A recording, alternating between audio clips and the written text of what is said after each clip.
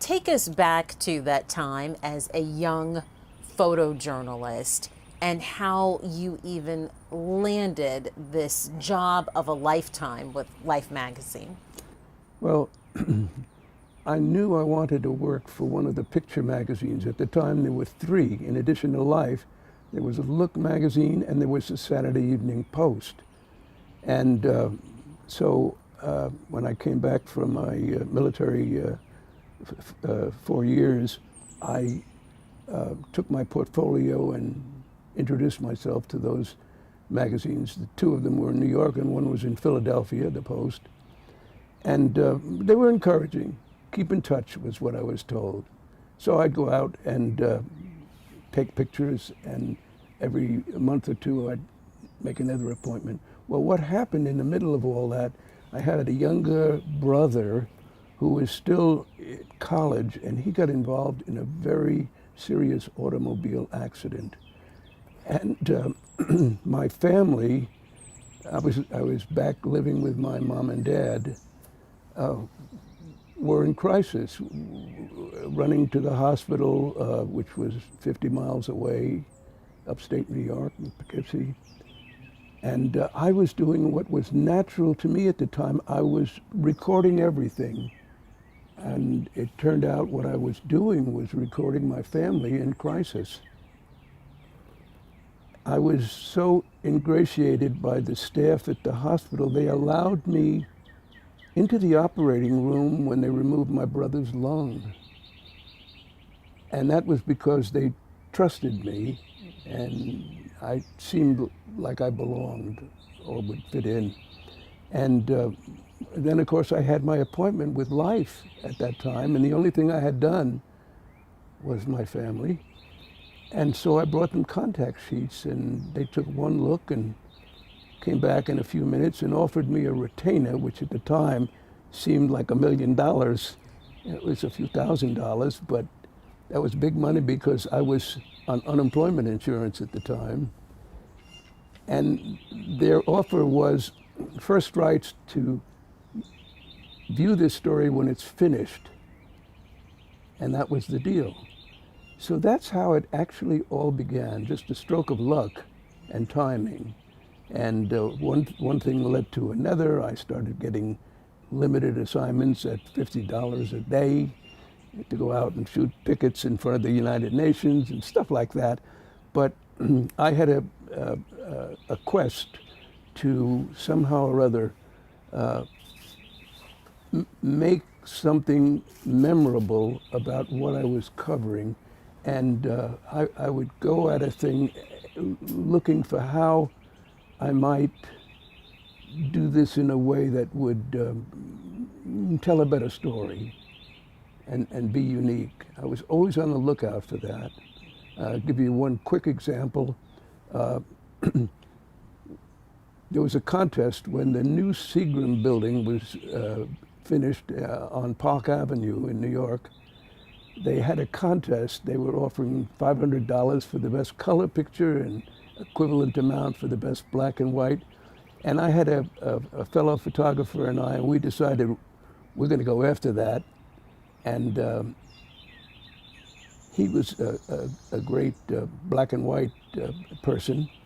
And I thought I'd go after black and white. There were hundreds of photographers out there taking pictures. And I thought, what could I do? And up above the building, there was another high-rise, and I thought, well, if I could shoot this building from up there, that would be something different and worthwhile. Well, that turned out to be the headquarters of General Electric.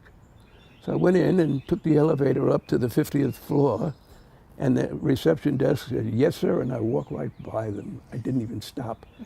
And I figured out where the window had to be that I needed to take the picture from. And it turned out to be the CEO, Ralph Cordner of General Electric. It was his office.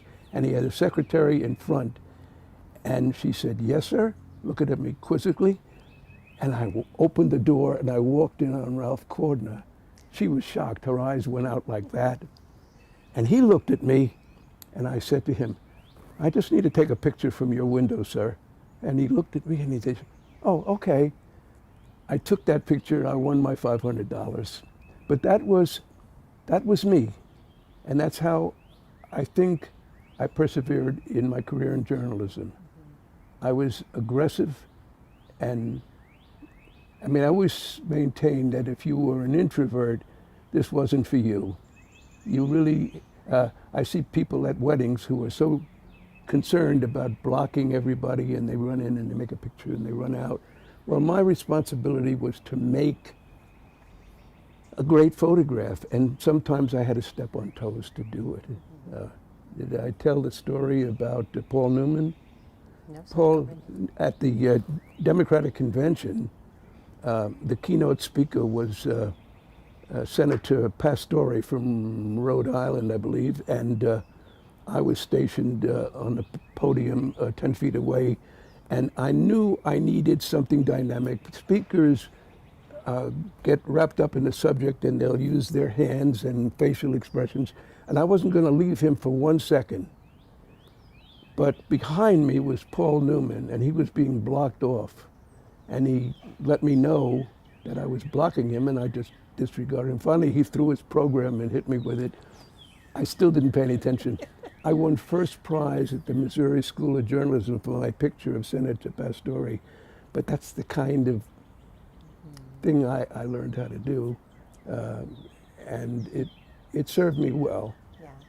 You had to be, I call it, a bold engineer at times, a bold acrobat at times, a bold journalist, just to be there in that moment and not shy away from being in the middle of whatever it was. Absolutely, and you had to sometimes invent a picture that didn't exist. For example, when Little League ice hockey started, they sent me out to New Jersey to do a story on them, and for several days I would photograph the kids playing ice hockey.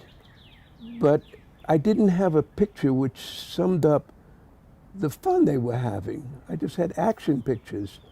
So I assembled both teams opposite side of the rink, and I took a $5 bill and I put a puck over it. I was up on a little 3-foot ladder and I blew a whistle, and they came charging for that $5 bill, and they fell all over each other, laughing and enjoying themselves. And that was the double-page opening spread, because it said what I needed it to say, that they're having a ball playing ice hockey. Yeah.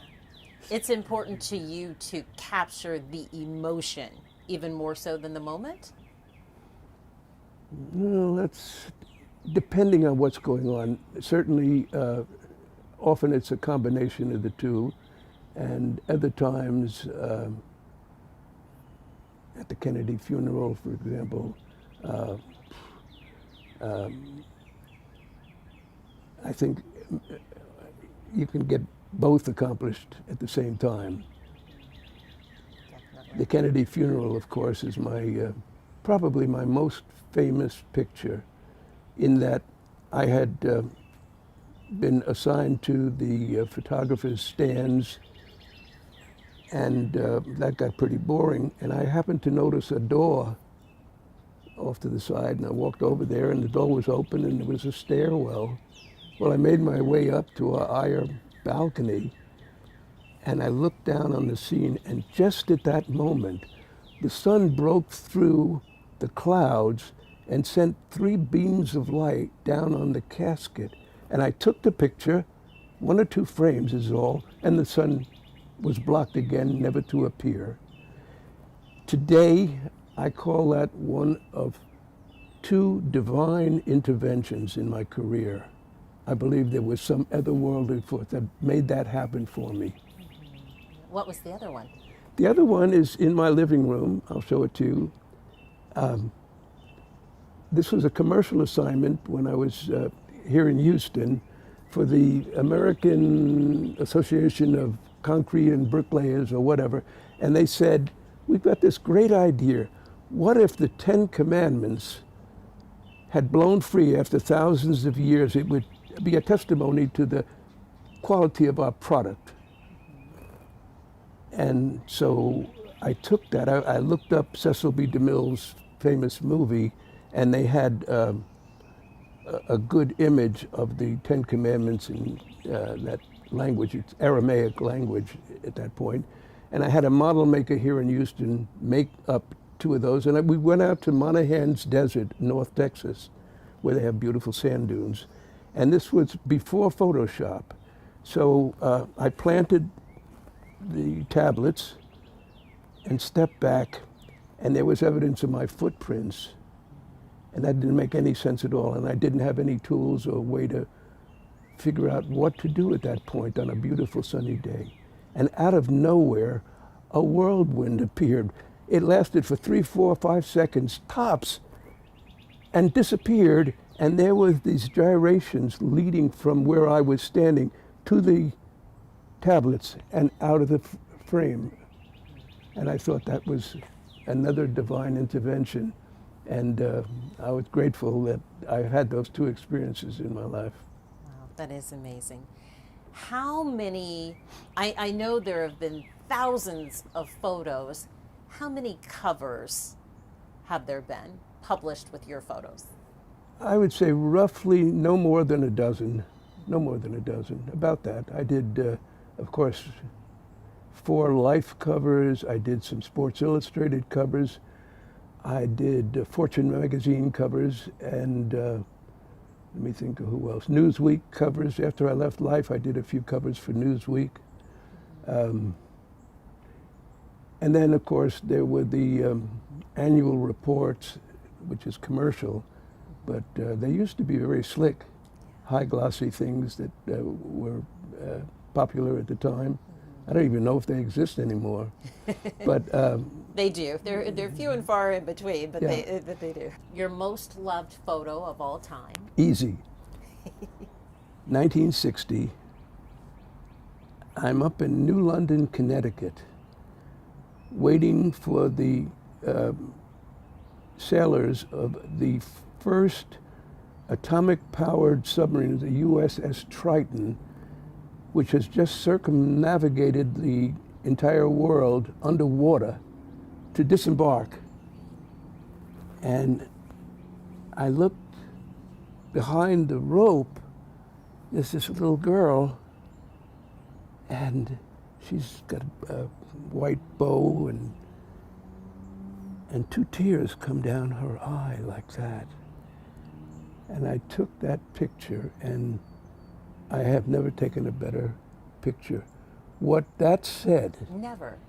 Never. That's the best photograph I've ever made, because you had asked earlier about emotional content.